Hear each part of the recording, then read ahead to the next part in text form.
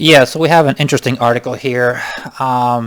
Basically, Hillary Clinton did an interview, and she mildly criticized I do mean mildly, very tiny, teeny bit, criticized the far left, saying, "Well, I know you guys have your issues and all, but Republicans are going to take over because you guys are too radical." I'm trying to read in between the lines here. She's a politician, and who knows, she might be running for office again, or she's very connected to the Democratic Party, so she can't say things like she would want to or whatever, so she wouldn't have the balls to. But it's kind of like reading the tea leaves here, what the internal struggle inside the Democratic Party is.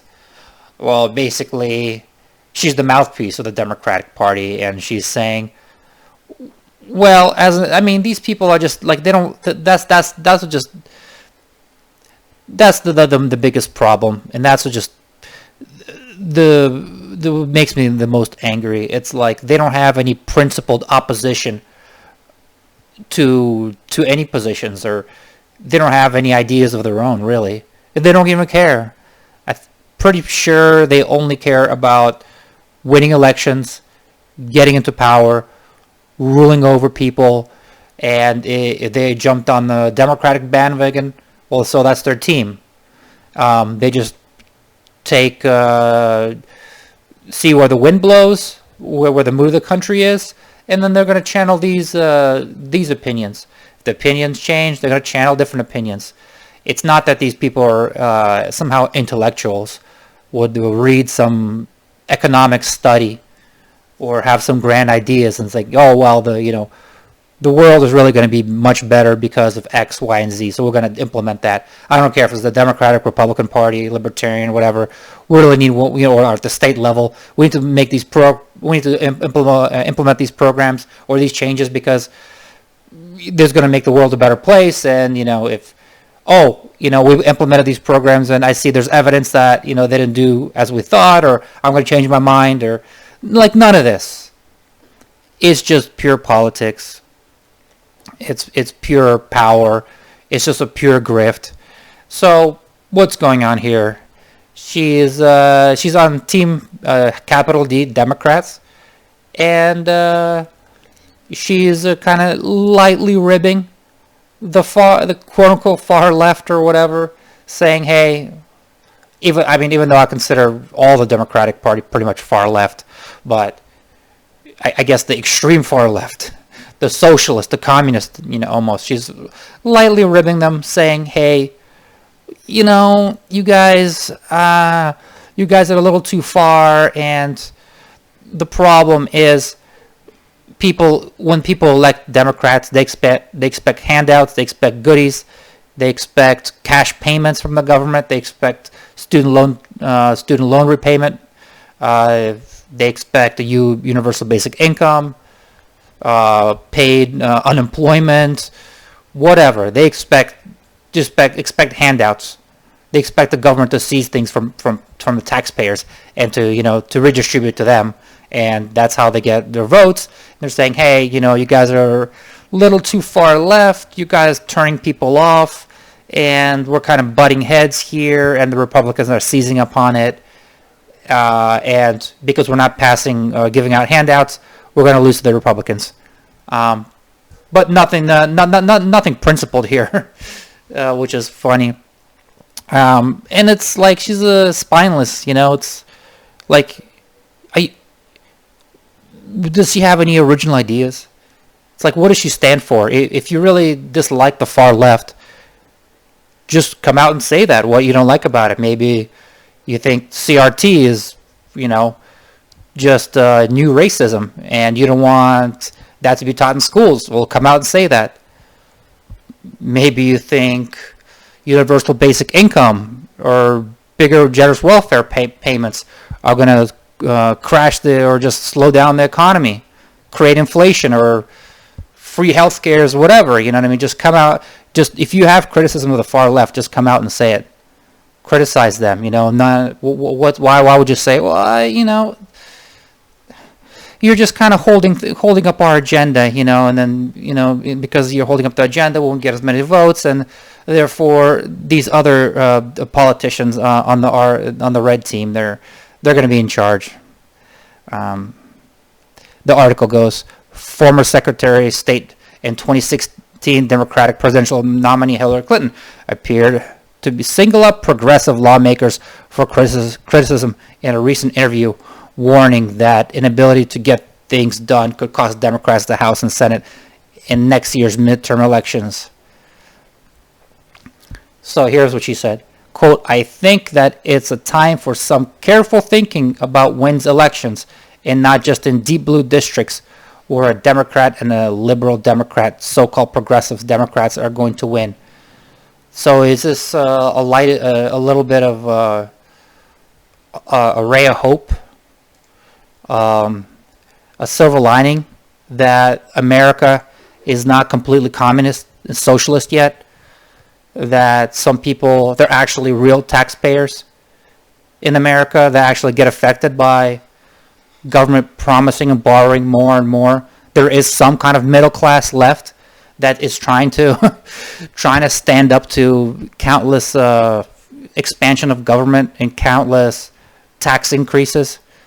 Because I have lost hope for, like the billionaire class and the Democratic donors, they think they want to, basically they're the elites. They want to, if you have a certain amount of billions of dollars, you're in the stratosphere, you're not going to care about the tax, because for one, it doesn't really affect you.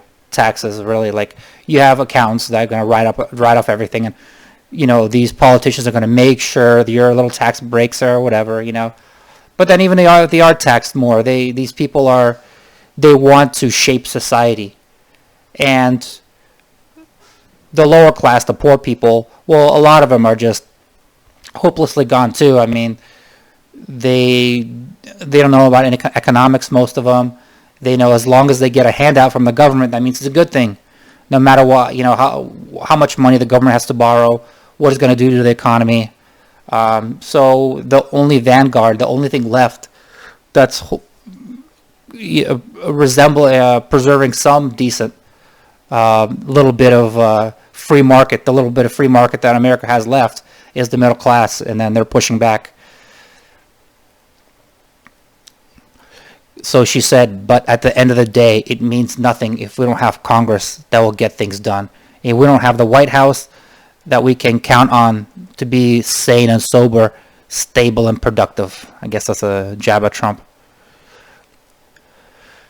So the article goes that Joe Manchin scuttled the $2 trillion Build Back Better, which is not $2 trillion, it's really like $10 trillion. It's complete BS, but he said Joe Manchin's considered a moderate, and the far left has turned him off.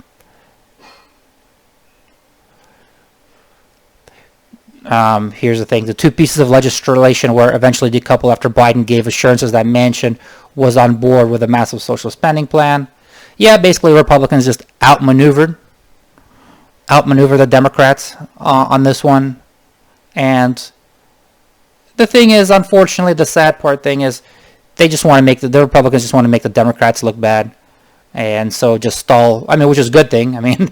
They should stall all the Democratic bills and agenda and stuff like that from passing, stopping their momentum, so preventing the Democrats from getting reelected again. But they're not in principle, they don't have principal opposition to these ideas. Let's say if the Republicans sweep, take the House and Senate and the presidency, well, they're going to introduce their own they're going to do Build Back Better, Build Back Better light, just like a lighter, cheaper version, because they're not principled at all. It's not like they're like some Ron Paul or like libertarian or anything. They actually want to increase growth, increase economic growth, roll back government. No, they're not going to do that. Quote, the people of West Virginia would directly benefit from child care, pre-Medicare expansion, and long-term care, just like Minnesotans. Well, This is so childish. Like, directly benefit. Like, yeah, anybody's going to get... Any kind of government handout is going to initially kind of benefit somebody, right? But you got to weigh the pros and cons. What about the tax increases that will have to be either with borrowed money, slower growth? This has to be paid for from somewhere, right? What about the people? What about the people that, it's like they're not weighing pros and cons. They only see one side of the equation. Oh, well, look, somebody got a check. So that must be good. That's better than nothing, right? They would have gotten nothing, right? It's like trade-offs don't exist in their world. Clinton's warnings also follows Republican Glenn Youngkin's surprise win in the November governor's race in Virginia, a state that Biden won by 10 percentage points. Youngkin defeated Democrat Terry McAuliffe, former Virginia governor, focusing on parents' rights to have a say in their childhood education over critical race theory in public schools. Yeah, I mean, the infighting inside the Democratic Party is pretty funny, pretty entertaining. It's a bit horse racy. At the end of the day, it doesn't matter because none of these people are really principled, and unfortunately, they are relentless. So even if the Republicans do sweep into office in the midterms and get the presidency, and unfortunately, you have to. Yes, the politics is a battleground, and you can have some tactical wins, but if the society's mind is not, if society is not educated on economics, or you have a middle class that's being whittled away, then it wouldn't matter, because eventually these progressives are relentless. Eventually they are going to get back into power, and they are going to pass all their lefty bills anyway. We need a solid middle class that can stand up to them, and unfortunately it's disappearing.